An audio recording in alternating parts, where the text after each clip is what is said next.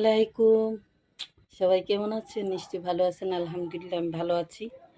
এই তো পোনা মাছ আদা রসুন দিয়ে হলুদ মরিচ দিয়ে মাখিয়েছি, কাঁচামরিচ দিয়ে।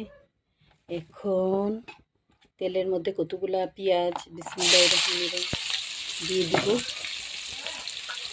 দিয়ে পেঁয়াজটা একটু ভাজা ভাজা করে নিব।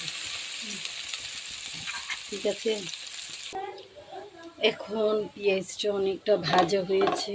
এই যে এরকম ভাজা হবে, ভাজা হলেই ওটার মধ্যে আপনি এই যে জিরার ফাঁকি দিয়ে দিব। বিসমিল্লাহির রহমানির রহিম। মাছ বেশি যেহেতু, এই কারণে জিরার ফাঁকিটা একটু বেশি দিব। এখন মাছটা ঢেলে দিব। এই যে আগে থেকে মাখিয়ে রেখেছিলাম। বিসমিল্লাহির রহমানির রহিম। এখন মাছটা দিয়ে দিব, দিয়ে একটু লাড়াচাড়া করবো। বেশি লাড়াচাড়া করবেন, যেহেতু মাছটা নরম, মানে ছোটো মাছ, এই কারণে। ঠিক আছে, এখন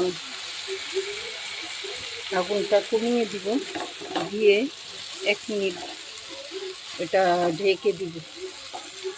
একটু পানি দিয়ে দিব। এখন মাছটার মধ্যে এখন পানি এড করেছি, কারণ বেশি নাড়াচাড়া করা যাবে না, মাছটা ছোট।